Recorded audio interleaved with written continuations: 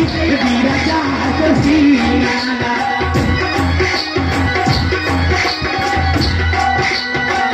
सासू के नाम सती दाला सुखा माय गोतनी के नाम रामेश्वर सासू के नाम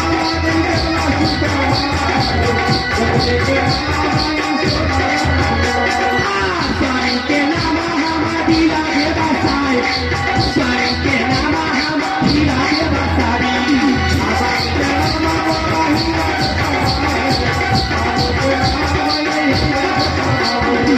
बेटा के नाम इना डाला ये कुमार छटका ये बेटा ये बाबूया मरदार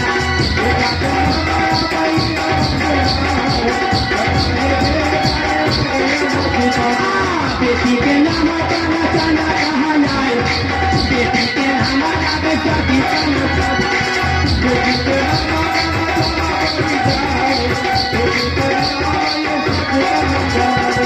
हमारा नाम फुलाए परी जाए नाम आगे रानी फुलाए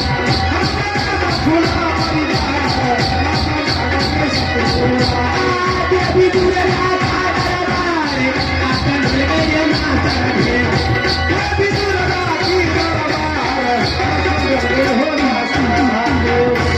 हमारी नैहर नरवल किला मेरे पिताजी का नाम राजा महिपाल सिंह भैया का नाम मकरम सिंह सासू बस्ती राजमोहबा ससुर जी का नाम जासर सिंह गोतनी की नाम रानी सोना स्वामी नामी हृदय बसाती हूँ बेटा का नाम इंदल कुमार उससे छोटा बाबू अमरजीत बेटी नाम कंचन कुमारी मेरी नाम सती फूला है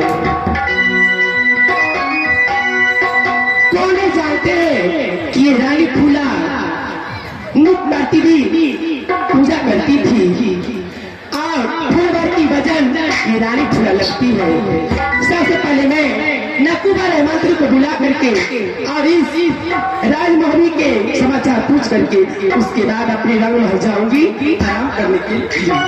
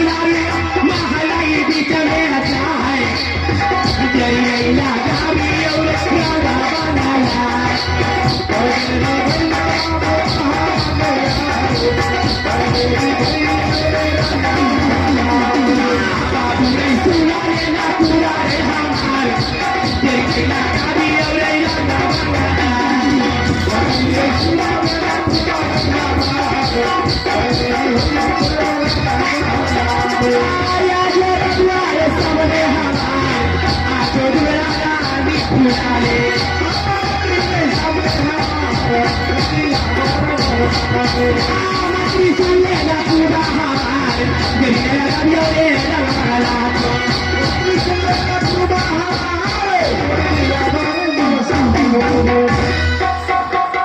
শাশুর বুড়া শাশু বুড়া আশার ছাড়াই যাওয়া আশালিকে সাজা শ্বশুরার গেল আশালিকে সাজা শ্বশুরার গেল আশার হজলের কথা আশার হজলের কথা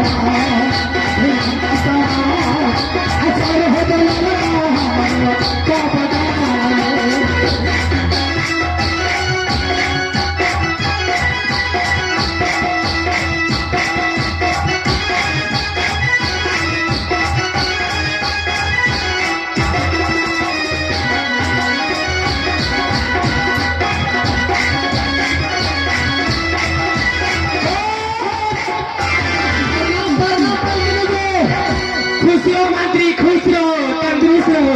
मलकान हाँ मंत्री। कौन काम सामने बोला लिया मलकान ए मंत्री, हाँ मैं तुम्हें इसलिए बुलाई हूँ मैं अपने पास इसलिए कि इस राज महोदय की समाचार बताओ कि कैसे है। रात मौलिक समाचार बहुत अच्छे हैं मलकने और तुम अपने छोटी महाराज के समाचार बताओ। वो भी बहुत बढ़िया रहते हैं मेरे गोपनी के समाचार बताओ। फर्स्ट क्लास है मलकने और बेटा इंद्र के समाचार बताओ। वो भी बहुत बढ़िया है अमरजीत का बताओ। वो भी ठीक ठाक बेटी कंचन की वो समाचार। भी बहुत बढ़िया और तुम कैसे रहते हो? वो मिला जुला के ठीक ठाक रहते हैं बाकी अच्छे से रहो। देखो हाँ मैं इसीलिए तुम्हें बुलाई थी कि मैं इस दरबार की समाचार पूछ करके मैं यहाँ से अपनी महल जाऊंगी आराम करने के लिए। ठीक है मलकने हम जा सकते हैं ठीक है। अरे सेजारी अरे रानी फुलवा के वहाँ का रही अरे भाई रही चार वहाँ का रही अरे रानी फुलवा ने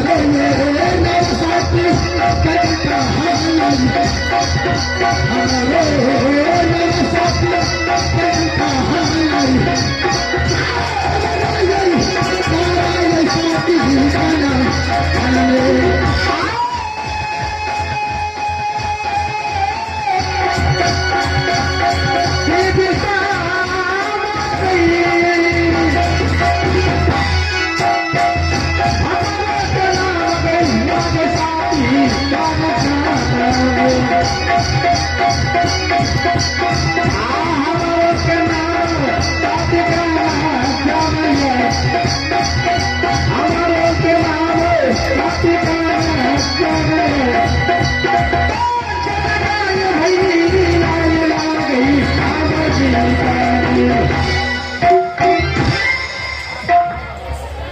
मेरे घर